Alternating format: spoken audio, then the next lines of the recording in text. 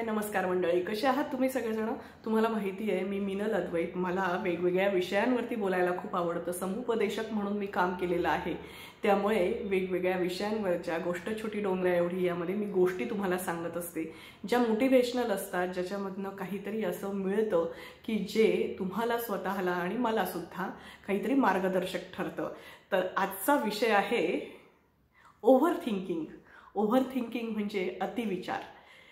चिता जी असते ना, ती माणसाला त्याचा देह जाळते, म्हणजे मेल्यानंतर जाळते. पण चिंता जी असते ना, ती माणसाला सदेह जाळते. म्हणून चिंता ही जास्त त्रासदायक असते. तर ओव्हर थिंकिंग म्हणजेच थोडक्यात अतिविचार. माणसाला विचार करण्याचं असं एक वरदान मिळालेलं आहे. माणूस जो असतो तो विचार करतो आणि त्या विचारांतनं जे कृतिशील असं हे करतो, कृती करतो आणि त्यातनं त्याची प्रगती होते किंवा त्यातनं त्याला काहीतरी दिशा मिळत असते किंवा त्याचं व्यक्तिमत्व घडत असतं. पण जेव्हा अतिविचार हे जे माणूस करत असतो, म्हणजे थोडक्यात खूपच चिंता करत असतो, रात्री झोपल्यावरती झोपताना सतत दिवसभरात काय घडलंय, काही वर्षांपूर्वी काय घडलं, काही दिवसांपूर्वी काय घडलं, तर ह्या सगळ्या गोष्टींबद्दल सतत अतिचिंता करत राहणं, भविष्याबद्दलची सतत चिंता करत राहणं, याला म्हणतात अतिविचार किंवा ह्याला म्हणतात over thinking. And over thinking kills. Over thinking हे माणसाला सदेह जाळतात. म्हणून ओव्हर थिंकिंग हे फारच त्रासदायक असतं. ओव्हर थिंकिंग केलं नाही पाहिजे, पण असं म्हणून ओव्हर थिंक करत नाही किंवा माणूस थिंक करत नाही असं होत नाही. ओव्हर थिंकिंगने काय होतं माहिती आहे का? माणूस नुसताच विचार करत राहतो, त्याच्याकडनं कृती काहीच होत नाही आणि मग अशा वेळेला नुसती एक तंद्री लागलेली असते लोकांची आणि प्रत्यक्षामध्ये कामं होत नाहीत. प्रत्यक्षामध्ये कुठल्याही गोष्टी ज्या असतात, कामं जे असतात ते तडीस नेले जात नाहीत आणि मग असे लोक हे मागे पडत जातात. म्हणून ओव्हर थिंकिंग हे खूप त्रासदायक आहे. ओव्हर थिंकिंगमधनं नैराश्य येतं, डिप्रेशन येतं, कारण त्यातनं निद्रानाशाचे विकार जडतात. असे बरेच त्रास हे ओव्हर थिंकिंगमुळे होत असतात. त्यामुळे ओव्हर थिंक करणं हे तसं खूपच गंभीर गोष्ट आहे. त्यामुळे तुम्हाला मी सांगते आहे, पण माझ्याही बाबतीत होत असतं, प्रत्येक व्यक्तीच्या बाबतीत हे होत असतं. पण याचे जे धोके असतात ना, हे वेळीच ओळखले पाहिजे की आपण एका विशिष्ट गोष्टीवरती खूप जास्त विचार करतो आहोत हे आपल्याला स्वतःला जाणवलं पाहिजे. लोकमान्य टिळक असं म्हणायचे की तुम्हाला जर एखाद्या गोष्टीचा, कामाचा कंटाळा आलेला असेल तर तुम्ही दुसऱ्या कामामध्ये मन रमवा.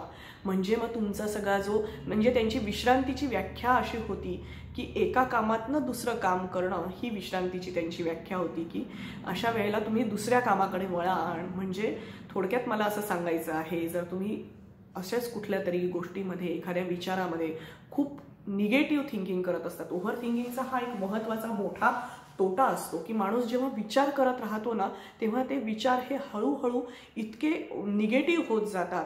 म्हणजे मुलांच्या बद्दलचे प्रश्न असतील, नोकरीबद्दलचे प्रश्न असतील, लग्नाबद्दलचे प्रश्न असतील, जोडीदाराबद्दलचे प्रश्न असतील, तर ह्या सगळ्या गोष्टींमध्ये माणूस हळूहळू खूप निगेटिव्ह होत जातो. तर मग अशा वेळेला दुसरीकडे आपलं लक्ष वळवणं हे फार गरजेचं असतं. जर तुम्ही दुसरीकडे लक्ष वळवलं तर तुम्ही त्या ओव्हर थिंकिंगमधनं हळूहळू बाहेर पडू शकतात. याच्यासाठी महत्त्वाचं म्हणजे, जर समजा ओव्हर थिंक करत असाल तर रात्रीची झोप लागत नाही, तर मग अशा वेळेला व्यवस्थित पुरेसा आहार घेणं आणि व्यवस्थित असा व्यायाम करणं. त्यातनं काय होतं की तुमच्या शरीराला चलनवलन राहतं आणि मग तुम्हाला शांतपणे पुरेशी विश्रांती होते, पुरेशी झोप होते आणि मग त्या सगळ्याचा परिणाम हा ह्या सगळ्या गोष्टींवरती होतो. कारण ओव्हर थिंकिंग करणं हे खरंच खूप त्रासदायक आहे आणि आजच्या काळामध्ये सगळेच जण वेगवेगळ्या कारणांनी वेगवेगळे डिसऑर्डर असतात. तर त्याच्यामध्ये एक येतो म्हणजे OCD. काही लोकांना OCD असतात, बऱ्याच जणांना असतात OCD आणि त्याच्यामध्ये आपण गॅस नीट बंद केला आहे का नाही, माझ्याही बाबतीत असं होत असतं. आता तुमच्याशी बोलते आहे मी, तिकडे भाजी ठेवलेली आहे, तर मग अशा वेळेला भाजी करपणार का नाही, करपणार तर नाही ना, अशी एक चिंता मनामध्ये चाललेली असते. त्यामुळे हे जे ओव्हर थिंकिंग किंवा हे जे थिंकिंग चालतं तर हे सतत प्रत्येकाच्या मनामध्ये चाललेलं असतं. अशा वेळेला तुम्ही वेगवेगळ्या विषयांवरती लक्ष केंद्रित केलं पाहिजे. सगळ्यात महत्त्वाचं OCD मध्ये तुम्ही नीट हे लावलंय का नाही, दार लावलंय का नाही, कुलूप लावलंय का नाही, ते कुलूप सारखं ओढून पाहणं हा पण एक हे असतो. माझ्या बाबतीतच झालं तर माझं एकदा मी कॉलेजला असताना मी घराचं लॉक केलेलं होतं आणि ते केलंय का नाही ह्याची चिंता मला मी कॉलेजमध्ये असल्यावरती वाटत होती. आणि मग मी अशा वेळेला आमच्या शेजारची जी वहिनी होती तिला फोन करून सांगितलं, तर ती म्हणे की मी कुलपाला अक्षरशः लिटरली लटकले. या गोष्टीचं आज हसू जरी आलं तरीही ओव्हर थिंकिंग जे असतं ना ते असं असतं की तुम्ही सतत कुठल्या तरी गोष्टीचा विचार करत राहतात आणि निगेटिव्ह विचार करत राहतात. गॅस नीट बंद केला आहे का नाही, किंवा तुम्ही लॉक नीट बंद केलं आहे की नाही, किंवा मग पार्टनरच्या ह्याच्या बाबतीत काही अपघात तर होणार नाही ना. मी तुम्हाला याच्यावरनं अजून एक गोष्ट सांगते. माझी एक मैत्रीण होती, तिचा नवरा असा सतत खूप विचार करत असायचा आणि असं करता करता ड्रायव्हिंग करत असताना त्याची विचारांची अशीच तंद्री लागली आणि मग ॲक्सिडेंट झाला. तर ह्याच्यामध्ये किती हानी होऊ शकते. त्यामुळे ओव्हर थिंकिंग हे तसं खूप त्रासदायक असतं. याच्यातनं बाहेर पडण्यासाठी आपण प्रयत्न केले पाहिजे. मी जे तुम्हाला सांगते आहे त्याबरोबर माझीसुद्धा स्वतःच्या काउन्सिलिंग चाललेलं आहे.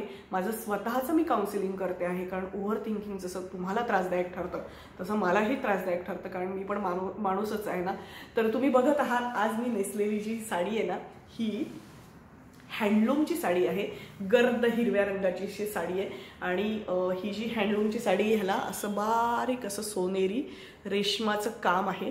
आणि हे पहा, ह्या बाजूला ह्याचा गुलाबी असा हे आहे काठ आहे आणि ह्या बाजूला असा ऑरेंज कलरचा काठ आहे. एक बाजूचा काठ जो आहे तो गुलाबी आहे, एक बाजूचा काठ आहे तो ऑरेंज आहे आणि ह्याला असा हा पदर आहे ऑरेंज कलरचा आणि त्याला ते असे गोंडे आहे.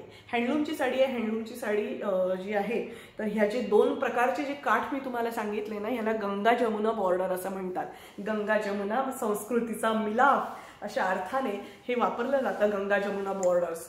तर हे पहा अशी दिसते ती.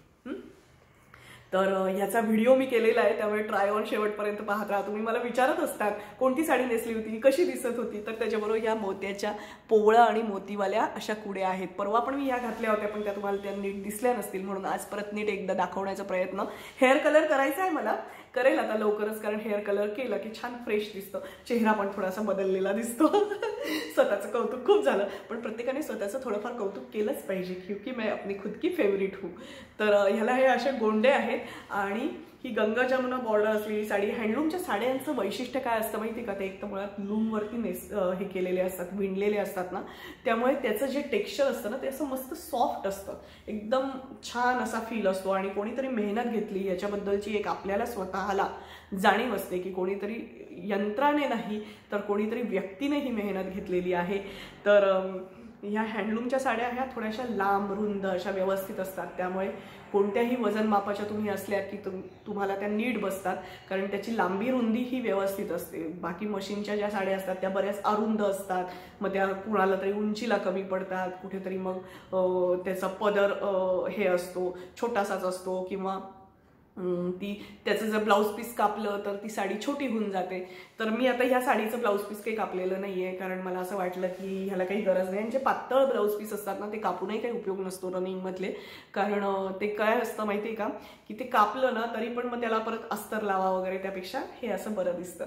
तर तुम्हाला व्हिडिओ कसा वाटला? अतिचिंता, मी म्हटले ना माझी भाजी करपू शकते तिकडे, त्यामुळे मला आता जायचंय तिकडे. तोपर्यंत तुम्ही ह्या व्हिडिओला लाईक करा, शेअर करा, सबस्क्राईब करा आणि हो बेल आयकॉनवरती क्लिक करा, जेणेकरून तुम्हाला अशाच नवनवीन व्हिडिओजचे नोटिफिकेशन येत राहतील.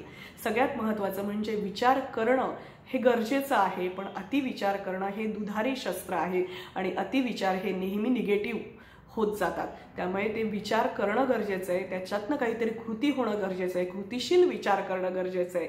आणि हे विचार फारच तुम्हाला पुढे नेतात, तुमचं काहीतरी प्रगती घडवून आणतात. तर मीनल अद्वैत या चॅनलला लाईक करा, शेअर करा, सबस्क्राईब करा आणि हो बेल आयकॉनवरती क्लिक करा, जेणेकरून तुम्हाला अशाच नवनवीन व्हिडिओजचे नोटिफिकेशन येत राहतील. आणि जर तुम्ही सबस्क्राईब केलेलं असेल तर तुम्हाला सगळ्यांना थँक्यू, आणि केलं नसेल तर प्लीज डू सबस्क्राईब, कारण ते फुकट आहे. तर मी आता भाजी बंद करायला जाते, तुम्ही ट्राय ऑन पर्यंत व्हिडिओ पाहत राहा. Thank you so much, have a good day.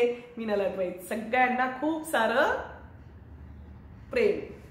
Good day.